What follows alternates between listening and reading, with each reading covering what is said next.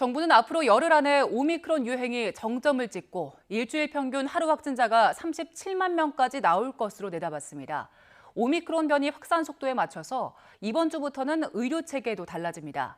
의사가 진행한 신속 항원 검사 양성도 인정이 되고 확진자는 일반 병상에서 치료받을 수 있게 됩니다. 개운희 기자의 보도입니다. 지난달 김부겸 국무총리는 오미크론 정점 규모를 25만 명 정도로 내다봤지만 거센 확산세에 결국 전망치를 수정했습니다. 앞으로 열흘 정도 안에 이 오미크론 정점을 맞게 될 것이다. 그리고 그 규모는 주간 평균해서 한 37만 명, 최대 37만 명 수준이 될 것이다. 이렇게 전망하고 있습니다. 보름 만에 하루 확진자 수를 25만 명에서 37만 명으로 올린 겁니다. 하지만 이미 신규 환자 수는 정부가 이번 주로 예상한 하루 최다 발생 예측치 37만 명을 넘어섰습니다. 확진자와 더불어 위중증 환자 수가 빠르게 늘면서 병상 부족 우려가 나오자 정부는 치료 체계를 바꾸기로 했습니다.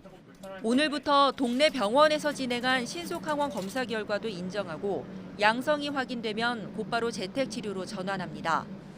60세 이상 확진자는 먹는 치료제도 바로 처방받을 수 있습니다.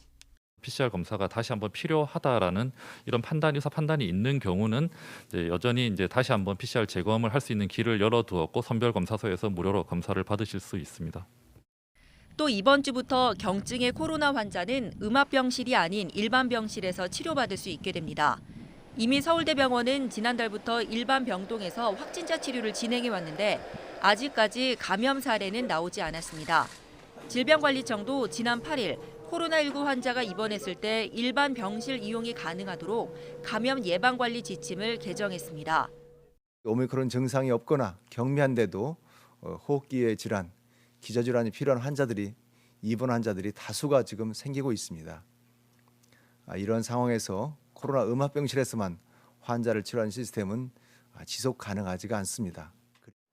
정부는 더 많은 코로나 환자가 일반 의료 체계에서 치료받을 수 있도록 의료계에 협조를 요청했습니다. YTN 개운입니다.